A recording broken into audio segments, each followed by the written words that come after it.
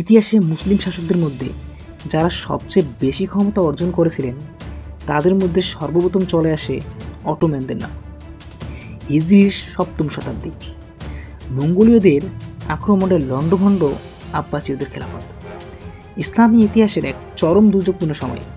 ঠিক সেই সময় কালো মেঘের আড়াল থেকে উকি দেয় নবরায়ণ সূর্য, যার নাম উসমানীয় সালতানাত। ইসলামী ইতিহাসের এক সোনালী অধ্যায়ে জুড়ে উসমানীয় সালতানাতের ব্যাপ্তি। 1299 থেকে 1924 সাল পর্যন্ত যারা নিষ্ঠার সাথে শাসন করে গেছেন মুসলিম বিশ্ব, একের পর এক বিজয়ের মধ্য দিয়ে ইসলামকে করেছেন সমুন্নত ও সম্প্রসারিত। জানাবো কিভাবে উত্থান হলো সেই শক্তিশালী সালতানাতের, কি করে উসমানীয় সাম্রাজ্য খেলাফতে পরিণত হলো, কিভাবে পতন ঘটল শক্তিশালী এই সাম্রাজ্যের, কি করেই বা ধ্বংস হলো শত শত বছরের খেলাফত ব্যবস্থা। প্রায় 1000 বছর আগে বর্তমান তুরস্ক আনাতোলিয়া নামে পরিচিত ছিল, যা ছিল বাইজেন্টাইন এম্পায়ারের অন্তর্ভুক্ত।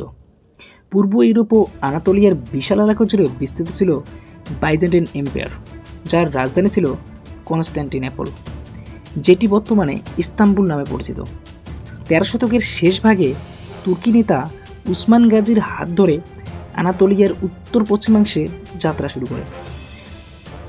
এই সাম্রাজ্যের স্বপ্নদ্রষ্টা ছিলেন উসমানীয় সাম্রাজ্যের প্রতিষ্ঠাতা উসমান গাজীর পিতা আর্তুগুল গাজী।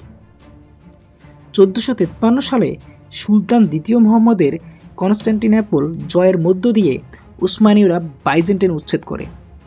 1526 সালে হাঙ্গেরি জয়ের পরে বিশাল রাজ্য প্রতিষ্ঠা করে ইউরোপের বলকান অঞ্চলগুলো নিয়ে উসমানীয় সাম্রাজ্য তার স্বর্ণযুগ পার করে 16 ও 17 শতাব্দীতে। এ সময় ক্ষমতায় ছিলেন সুলতান প্রথম সুলাইমান। তার শাসনামলে উসমানীয় সাম্রাজ্য দক্ষিণ পূর্ব ইউরোপ, উত্তরের রাশিয়া, কৃষ্ণ সাগর, পশ্চিম এশিয়ার ককেসাস, মধ্যপ্রাচ্য ও আরব অঞ্চলগুলো, উত্তর আফ্রিকা স্থিত একটি বহুজাতিক ও বহুভাষিক সাম্রাজ্য হিসেবে আত্মপ্রকাশ করে। 18 শতকের মাঝামাঝি সময়ে সে দৃশ্যপট পাল্টে যেতে থাকে। ইউরোপীয় প্রতিপক্ষ রাশিয়ান সাম্রাজ্য ও অস্ট্রিয়া কেন্দ্রিক হ্যাবেন্সবার্গ সাম্রাজ্য ফরাসি ও ব্রিটিশ সাম্রাজ্যের তুলনায় তাদের সামরিক শক্তি কমতে শুরু করছিল। ততদিনে 450 বছরের উসমানীয় সাম্রাজ্যটি বয়সের ভারে নচ হয়ে পড়েছিল। ফলে 18 শতকের শেষ ও 19 শতকের শুরুর দিকে বেশ কয়েকটি যুদ্ধে পরাজিত হয় তারা। পরবর্তীতে নিজেদের হারানো গৌরব ফিরে পাবার আশায় প্রথম বিশ্বযুদ্ধের সময় জার্মানির সাথে হাত মেলায়।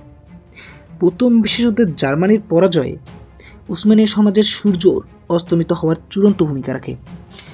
হাতছাড়া হতে থাকে তাদের অধীনে থাকা বিভিন্ন অঞ্চল। প্রায় 620 বছরের অটোমান সাম্রাজ্যের জন্য কবর খুঁড়ছিল তুর্কিদের স্বাধীনতা যুদ্ধ। এই যুদ্ধে তুর্কিদের নেতৃত্বে ছিলেন মুস্তফা কামাল আতাতুর্ক।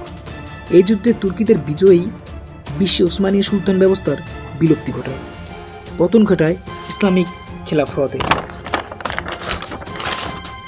সেই সাথে উসমানীয় রাজ পরিবারে প্রায় 120 জন সদস্যের সবাইকে তুরস্ক থেকে বহিষ্কার করা হয়। ইতিহাস বিখ্যাত উসমানীয় সাম্রাজ্য পৃথিবীর বুকে টিকেছিল প্রায় 6 শতাব্দী।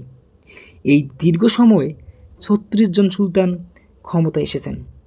অবশেষে 1923 সালে মুস্তফা কামাল আতাতুর্ক এর নেতৃত্বে আধুনিক প্রজাতান্ত্রিক তুরস্ক প্রতিষ্ঠার মধ্য দিয়ে শেষ হয় 625 বছরের উসমানীয় সাম্রাজ্যের শাসন আমল। 52 লাখ বর্গ কিলোমিটারের সাবেক উসমানীয় সাম্রাজ্যের অঞ্চলগুলো বর্তমানে 49টি স্বাধীন রাষ্ট্রে পরিণত হয়েছে।